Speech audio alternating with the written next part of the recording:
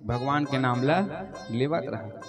सुंदर मस्त भोजन बनात है, करछुली डोलावत है, कोई बात नहीं, करछुली डोलावत रहा, भगवान के नाम ला लेवत रहा।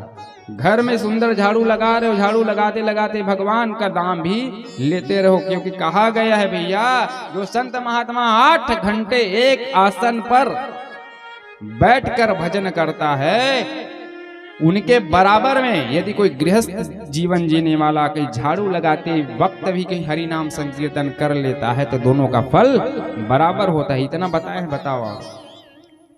इसलिए निरंतर भगवान का नाम लेते रहना चाहिए, क्योंकि निरंतर भगवान का नाम लेते रहेंगे तो जैसे दिखे अभी भक्त प्रहलाद जी के जीवन में क्या क्या संकट नहीं आया, सबसे भगवान उनकी रक्षा की कि नहीं की नहीं। और हम लोग नहीं करते। कब याद करते भगवान को? जब संकट आता है तब, और जब अच्छे रहते हैं, सुख रहते हैं, तो हम भगवान को याद नहीं करते। इसीलिए तो गाय है, दुख में सुमिरन सब करे, सुख में करे न कोई, जो सुख में सुमिरन करे तो दुख काहे को होए।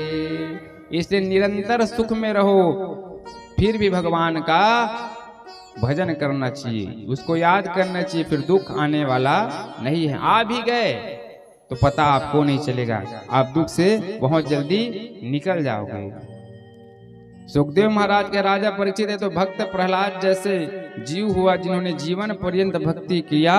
मेरा ठाकुर, मेरा परमात्मा तो इतने दयालु है, इतने कृपालु है, वो एक हाथी के बुलाने पर भी आए और हाथी का भी उद्धार किया। परीक्षित महाराज कहते हाथी बुलाए भगवान आरिस महाराज, हाओ हाथी बुलाए मारिस, कौन हाथी है? तो बताए महाराज, एक गजराज था जिसका नाम था गजेंद्र, गजेंद्रोपाख्यान सुना है। कहाँ रहता था? तो बताए महाराज त्रिकुट पर्वत पर रहता था। कहाँ रहता था? सुना तो नहीं सब जन। कहाँ रहत रही से? त्रिकुट पर्वत।